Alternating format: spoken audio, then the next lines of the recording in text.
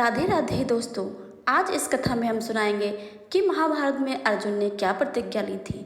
तो महाभारत के अनुसार महाभारत का भयंकर युद्ध चल रहा था।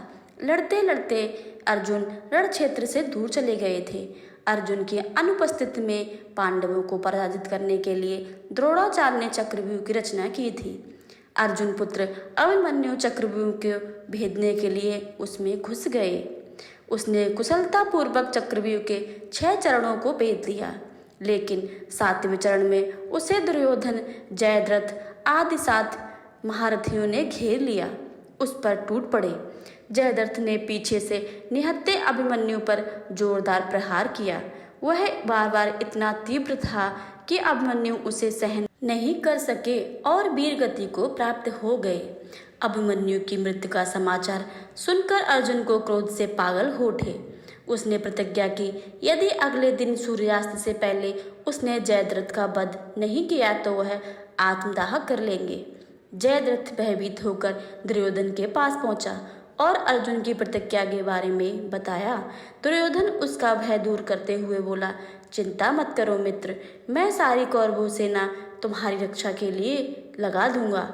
अर्जुन कल तुम तक नहीं पहुंच पाएगा, उसे आत्मदाह करना ही पड़ेगा। अगले दिन युद्ध शुरू हुआ। अर्जुन की आंखें जयद्रथ को ढूंढ रही थीं, किंतु वह कहीं नहीं मिला। दिन बीतने लगा। धीरे धीरे अर्जुन की निराशा बढ़ती गई। यह देख श्री कृष्ण बोले, पार्थ, समय बीत रहा है और कौरव सेना ने जयद्रथ की रक्षा कवच में घेर रखा है, अतः तुम शीघ्रता से कौरव सेना को संहार करते हुए अपने लक्ष्य की ओर बढ़ो। यह सुनकर अर्जुन को उत्साह बढ़ा और वह जोश से लड़ने लगा, लेकिन जयद्रथ तक पहुंचना मुश्किल था। संध्या होने वाली थी जब श्री कृष्ण ने अपनी माया फैला दी। इसके फलस्वरूप सूर्य बादलों में छिप गया और संध्या का भ्रम उत्पन्न हो गया। संध्या हो गई है और अब अर्जुन को प्रतिज्ञावश आत्मदाह करना होगा। यह सोचकर जयद्रथ और दुर्योधन खुशी से उछल पड़े। अर्जुन को आत्मदाह करते देखने के लिए जयद्रथ कौरवों की सेना से आगे चलकर अट्टहास करने लगा। जयद्रथ को देखकर श्री कृष्ण बोले, पार्थ, तुम्हारा शत्रु तुम्हारे सामने खड़ा है, उठाओ अपना गांडीव और वध कर दो इसका। यह देख सभी सूर्यास्त नहीं हुआ है। यह कहकर उन्होंने अपनी माया समेट ली। देखते ही देखते सूर्य बादलों से निकल आया। सबकी दृष्टि आसमान की ओर उठ गई। सूर्य अभी भी चमक रहा था। यह देखकर जयद्रथ और दुर्योधन के पैरों तले जमीन खिसक गई। जयद्रथ भागने को हुआ, लेकिन तब तक अर्जुन ने अपने गांडीव उठा लिया था।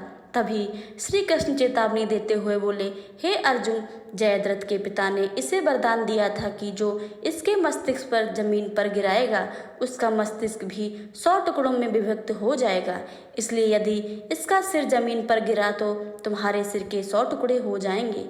हे पार्थ, उत्तर दिशा में यहाँ से 100 योजन की दूरी पर जयद्रथ का पिता तप कर रहा है। तुम इसका मस्तिष्क उसके गोद में दो और इसके पिता की गोद में जाकर गिरे। अर्जुन ने श्री कृष्ण की चेतावनी देकर ध्यान से सुनी और अपने लक्ष्य की ओर ध्यान कर बाण को छोड़ दिया। उस बाण ने जयद्रथ का सिर धड़ से अलग कर दिया और उसे लगा सीधा जयद्रथ के पिता को गोद में जाकर गिरा।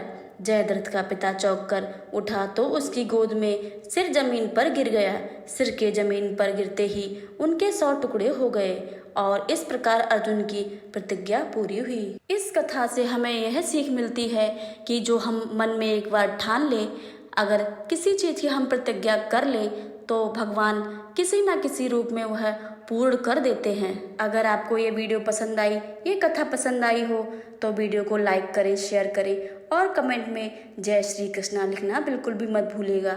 ऐसी ही रोमांचक वीडियो देखने के लिए आप मेरे चैनल को सब्सक्राइब करके बेल आइकन को प्रेस कर लें, ताकि आने वाली सभी वीडियो की नोटिफिकेशन सबसे पहले आपके पास पहुंचे।